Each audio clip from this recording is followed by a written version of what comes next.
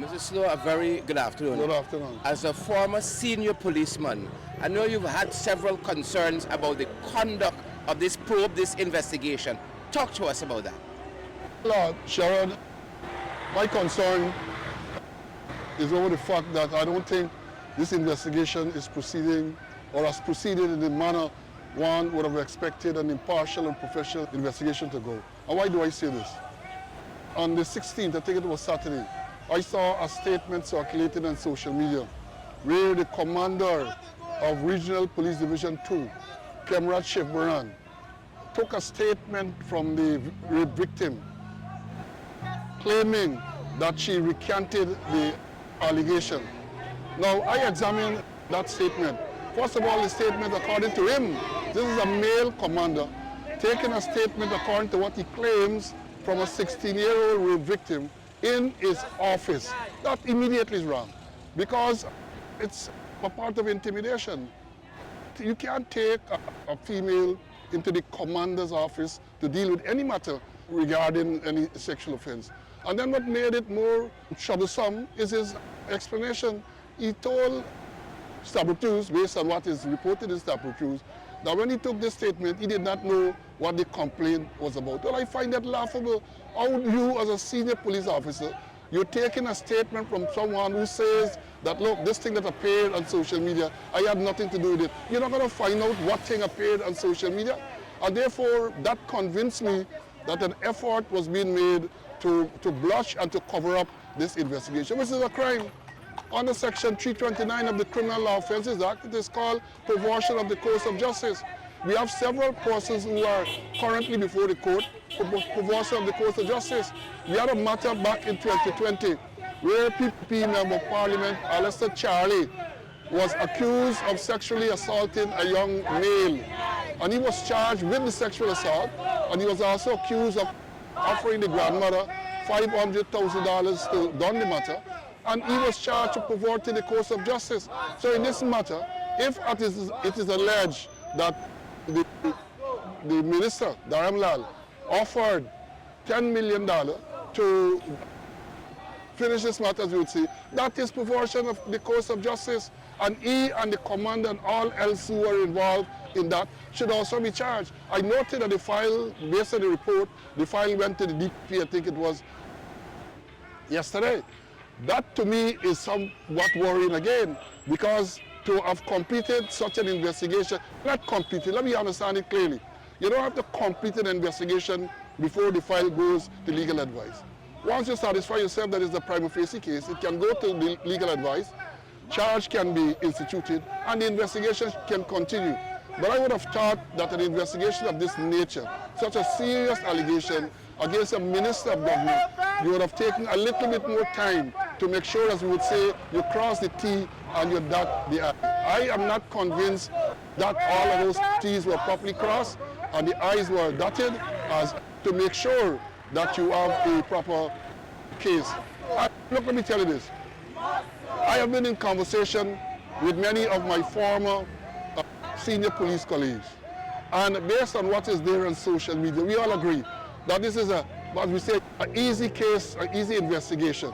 The statement given by the young lady is so detailed, it's clear, that in itself provides sufficient prima facie evidence that this crime had been committed. And I would have thought that having regards to that, what the police would have done, the investigators would have done, is to make sure that you go to get corroboration. She spoke about her brother, she spoke about our friends at the Giflen Mall, she described the house, and having described, let me say this too, because I noted circulating and I listened to Attorney Khemraj Shivbaran say that when he went there to this child protection agency to represent, on the request of the parents of this girl to represent, he was denied representation. He was denied the access to her. And he's saying that the word is that the room in which this incident occurred was freshly painted, and it seems as though the furniture was moved around. I am saying this, that in order for that to have happened, remember this incident occurred since December. In order for this to have happened, the young lady must have given a description of what the place is, and somebody must have communicated that to Dharamlall. So Dharamlall is trying to rearrange this thing so as to affect the young lady's credibility. There can be no other explanation.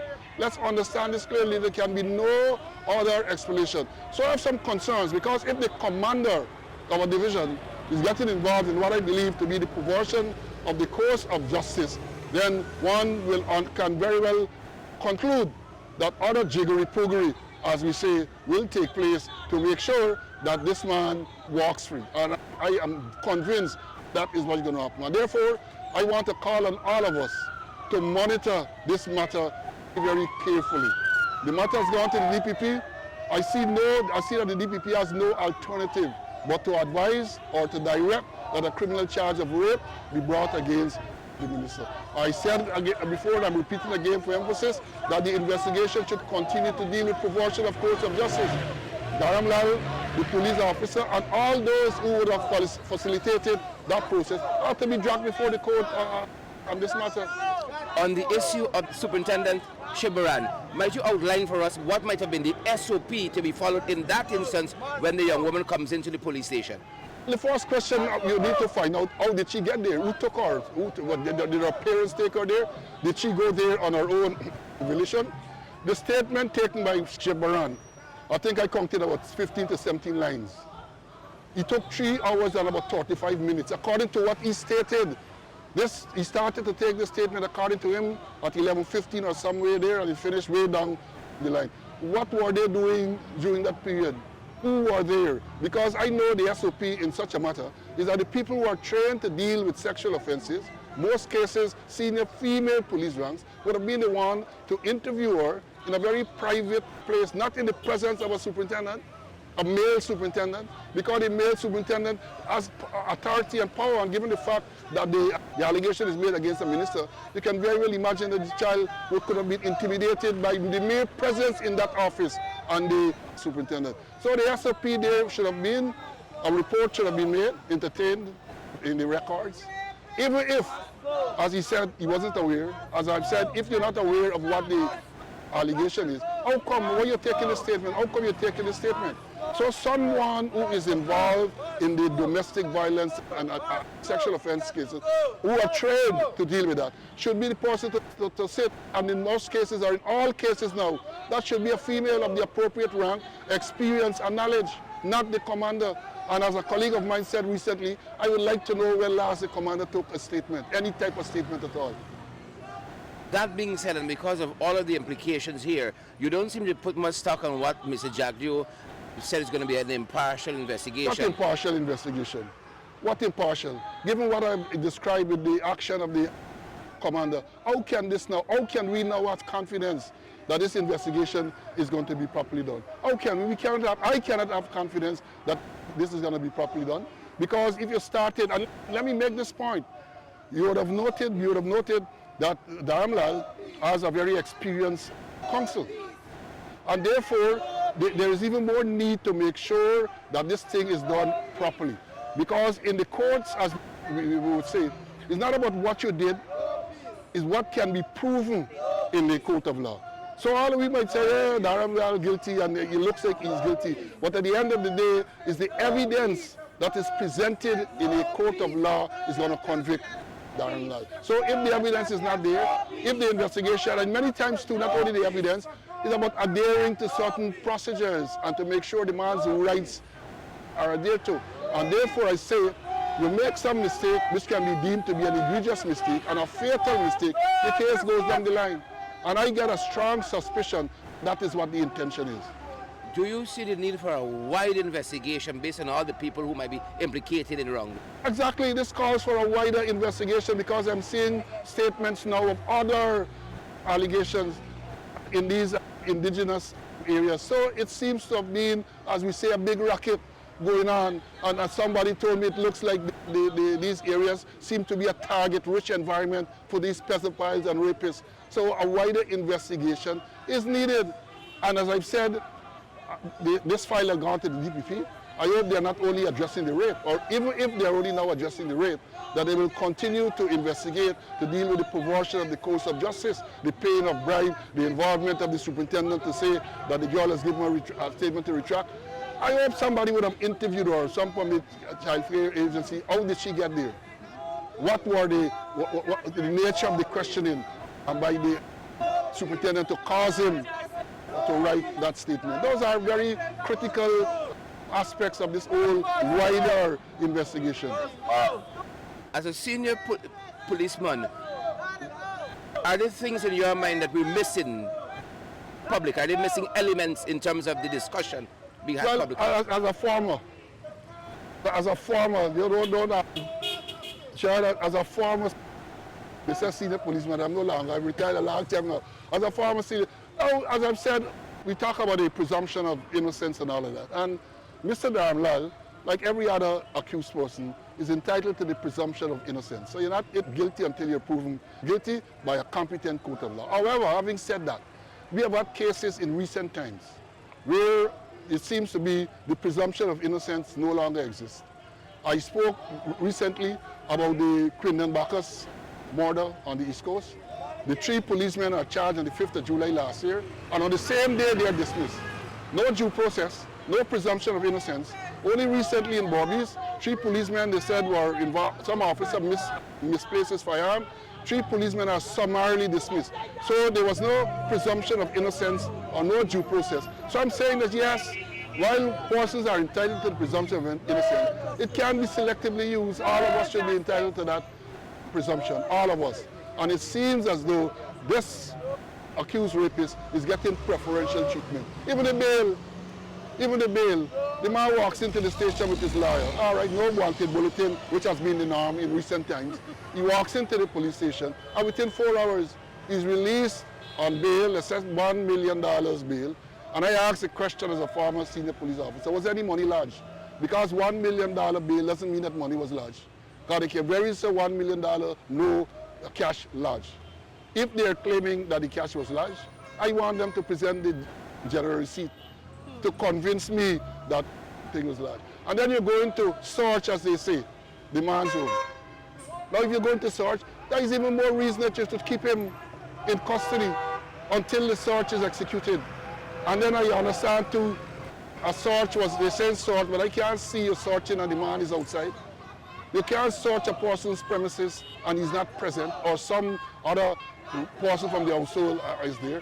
What I believe took place there was that we say you visit the locus in co, which is the place where the offense is alleged to have committed, which is regular. But even with that process, it ought to be properly arranged, because I know some people saying that Dharamlall should not have been there and all of that. But if I agree he should not be there, but some arrangement ought to have been made for the premises to be accessible. Because if you tell him not to be there and the door is locked, the bedroom door is locked, how do you get into it? People are talking this thing, but you got to think it through.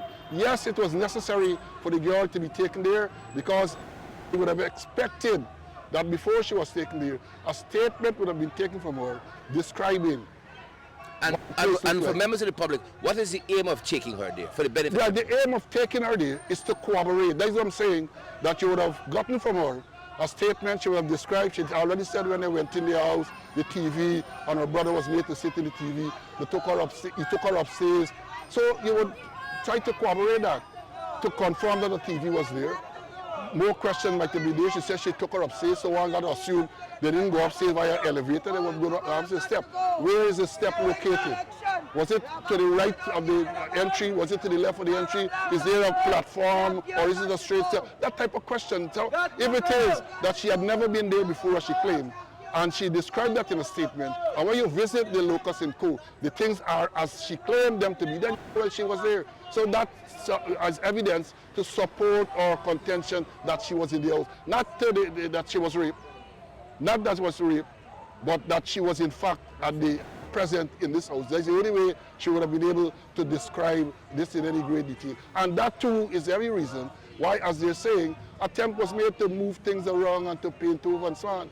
Because as I've said, I have a strong suspicion that type, whatever she would have said to whoever she would have said it, would have been leaked, would have been given to him. So then he will be neither advised or he's sensible enough to know, well, look, I got to go and rearrange. So that when they come and she said if she had said that the room was a white room, then the room is now green. So all you say is a white room and it's now green. You're lying, that type of thing. So that is what the purpose of that. Circling back to the policeman, Superintendent Khemraj, found to be guilty of such infractions, what do you think might be the likely disciplinary actions? Well, not disciplinary at this stage because it's a criminal offense. So I would have expected him to be investigated a criminal offense, and because for disciplinary action to be taken against him, you have to have the Police Service Commission. And as we know, the Chief Justice ruled in August of last year that the Police Service Commission is not properly constituted. So the Police Service Commission, as presently is, cannot do anything. But in terms of a criminal charge, you don't need the involvement of the Police Service Commission. If he is charged, then the Police Service Commission kicks in to have him interdicted. But the Police Service Commission has nothing to do with a criminal investigation and for him to be charged with a criminal offense. And could a member of the public bring such private criminal charges? Yeah, members of the public can always bring private criminal charges. That is part. Members of the public can do. Well, you remember, if a member of the public is to bring a private criminal charge, the DPP can intervene at any stage to discontinue as she has done in the past. Yes, members of the public can bring private criminal charges on anything. You remember some years ago, Ella Yusikwayana brought a private criminal charge of murder against a senior police officer, so there is nothing unusual about that. Thank you very much, sir. You're most welcome. Thank you.